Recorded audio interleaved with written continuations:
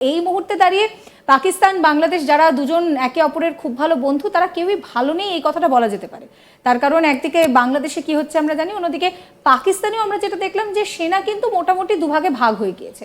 পাকিস্তান এরকম অদ্ভুত একটা দেশ কেন যে সেখানে এইভাবে জেনারেলের বিরুদ্ধে চিঠি আসছে এবং অদ্ভুতভাবে পাকিস্তানের সেনার মধ্যে একটা গন্ডগোলের পরিস্থিতি তৈরি হচ্ছে কেন? আমি একদম পাকিস্তান এই রকম কেন সেটা আগে তোমার কাছ থেকে জানতে চাইবো।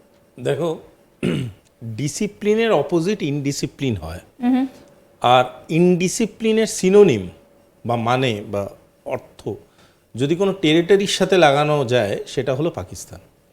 পাকিস্তান এমন একটা দেশ যার ইউনিফর্মিটি অফ ইনডিসিপ্লিন আছে প্রতিটা স্তরে, may it be bureaucracy, may it be diplomacy, may it be army, may it be হোয়াটসোএভার।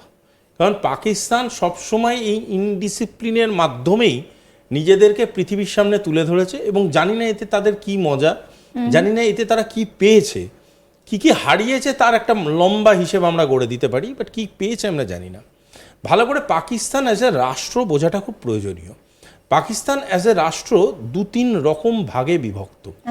একটা পাকিস্তানের অংশ হচ্ছে যেটা রাজনৈতিক, যেখানে রাজনীতি হয়, সেই রাজনীতিকে ব্যবহার করে বাণিজ্য হয়, যে বাণিজ্যটা কোনোভাবেই মানবকেন্দ্রিক নয়। যদি সেটা হতো আজকে পাকিস্তানের জিডিপি এখানে গিয়ে দাঁড়ায় না। দ্বিতীয় পাকিস্তান হচ্ছে যেটা run and manage by ISI. Military বলবো না, আর্মি বলবো না, কারণ army is just a operative tool in Pakistan. তাদের নিজস্ব কোনো ভয়েস নেই, they are entirely driven by ISI. ISI এর আন্তর্জাতিক পরিচিতি একটা টেরার ইন্টেলিজেন্স অর্গানাইজেশন হিসাবে। তারা এমনভাবে অপারেট করে যে তাদেরকে কোনো ভালো ইন্টেলিজেন্স স্ট্র্যাটেজিক্সের মধ্যে অংশগ্রহণ করতে যত না দেখা গেছে, তার থেকে অনেক বেশি তাদের পদচিহ্ন পাওয়া গেছে এমন নক্কারজনক ঘটনা, যেগুলো পৃথিবীর বিভিন্ন জায়গায় খুব খারাপ খারাপ দৃষ্টান্ত সৃষ্টি করেছে। সেটাও কিন্তু পাকিস্তানের একটা অবিচ্ছিন্ন অঙ্গ। এবং থার্ড, দ্য মোস্ট ইম্পর্ট্যান্ট অংশ অফ পাকিস্তান, সেটা হচ্ছে people of Pakistan who are fed up with the administrative changes.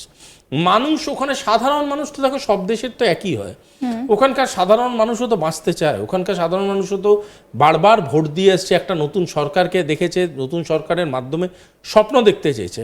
পেয়েছেটা কি? কিছুই তো পায়নি। 1 বছর 2 বছর 3 বছর সরকার চলে, তারপরে আর্মি এসে ওভারটার্ন করে, কিংবা যে মানুষটাকে তারা জিতিয়ে ওখানে পাঠায় সেই সরকারটাকে ফেলে দেওয়ার চেষ্টা করে, সেই মানুষটাকে জেলে পাঠায়। And this is a repetitive algorithm that has gone. আজকের ডেটে দাঁড়িয়ে পাকিস্তানের যে চরিত্রটা তুমি দেখছো সেটা তারই প্রতিফলন, আর কিছু না। ইনডিসিপ্লিনটা আজকে পাকিস্তানের এমন একটা জায়গায় চলে গেছে যেটার আর সলিউশন তারা খোঁজে না। সেই ইনডিসিপ্লিনটাই বিভিন্ন রকমভাবে তারা রিকভার করে, তারা বিভিন্ন রকমভাবে সেটাকে আপগ্রেড করে, কিন্তু কোনো বেটারমেন্টের দিকে যাওয়ার জন্য কি প্রয়োজনীয় সেটা তারা করতে পারে না। এবং এই করতে পারে না যখন এই ঘটনাটা আমি বলছি, তখন অনেকেরই মনে হতে পারে it is lack of their credibility. আমি আবারও বলছি, পাকিস্তান আর্মি খুব একটা ইনক্রেডিবল আর্মি নয়, মানে ক্রেডিবিলিটির দিক থেকে খুব একটা পিছিয়ে এরকম নয়, কিন্তু পাকিস্তান আর্মি বলো, পাকিস্তান প্রশাসন বা হলো, পাকিস্তানের সাধারণ চেতনাবোধের মধ্যে যেটা নেই সেটা হচ্ছে ইন্টেনশন। এই পজিটিভ ইন্টেনশনটা যদি কোনো দেশের চেতনাবোধের মধ্যে না থাকে, সেটার প্রতিফলনটা প্রতিটা অংশে তোমরা পাবে, এবং সেটাই হয়ে এসছে। And Pakistan is not a difference.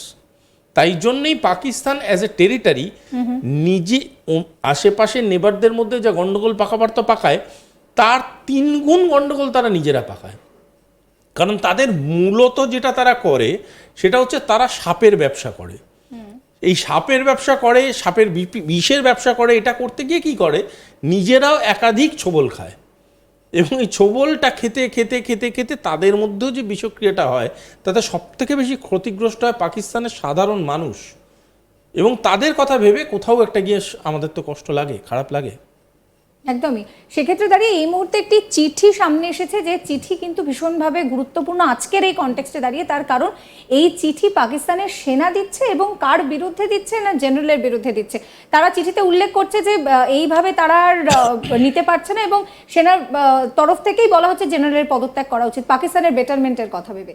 এইভাবে তো কখনো দেখা যায়নি যে ভারতের ক্ষেত্রে এরকম ধরনের কোনো ঘটনা ঘটছে, তাহলে পাকিস্তানের ক্ষেত্রে কেন এরকম ঘটনা ঘটছে? প্রথম একটা কথা বুঝে নাও না, সেটা হলো পাকিস্তান আর ভারতের মিলিটারি বা আর্মি দুটো কিন্তু কমপ্লিটলি ডিফারেন্ট ইউনিট।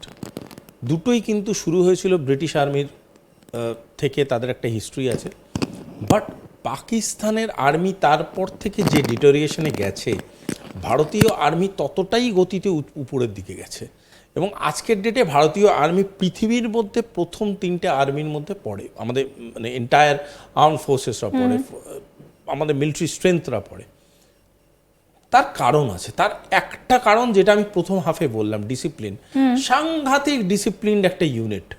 আজকে আমাদের মানে নিজের আর্মির ব্যাপারে যত বলা যায় ততই ভালো লাগে, তো it is not the topic, still I will take the opportunity.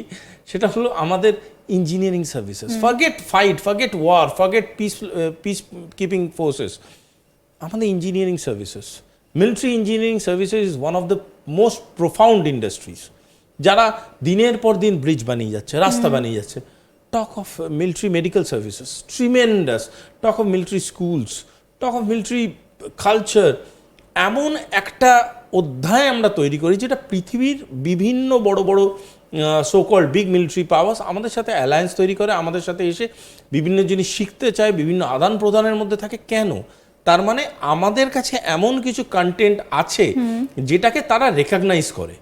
ওকে, ওয়্যারাজ আরেকটা দেশের কথা ভাবো, যে দেশের মিলিটারি জেনারেলরা প্রথম তাদের মাথায় ফার্স্ট চিন্তাটা থাকে যেদিন তারা জেনারেল হয়, যে কি করে প্রাইম মিনিস্টারকে টপল করব, কি করে মিলিটারি কিউ করব, কি করে একটা অ্যাসাসিনেশন ঘটিয়ে আমি ওই পাওয়ার পয়েন্টারে যাব। তার মানেটা কি? সবটাই ক্ষমতার লোক। এক্স্যাক্টলি, ক্ষমতা এবং পয়সা। দেখো, আমি এটা অনেক ইন্টারভিউতে বলেছি। আমি সেদিনকে একটা ইন্টারন্যাশনাল ফোরামে একটা ইন্টারভিউ হচ্ছিল, সেখানেও আমি বললাম কথাটা। Pakistan army is very poor. Please understand my lines. Pakistan army is very poor, but Pakistan army generals and officers are not poor. Okay, করাপশনটা পার্সোনালাইজড হয়ে গেছে।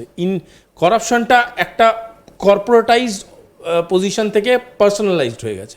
এতটাই পার্সোনালাইজড হয়ে গেছে, যদি তুমি ডেটা দেখো, যদি তুমি মাইনিউটলি ইচ অ্যান্ড এভরি পয়েন্টার্সকে বিশ্লেষণ করো, তাহলে দেখবে বহু বহু আর্মি জেনারেল আছে যাদের entire family settled in London, US, এবং বড় বড় ইউরোপিয়ান স্কুলে তারা পড়ছে, বড় বড় ইউরোপিয়ান কর্পোরেটসদের সাথে তারা যুক্ত।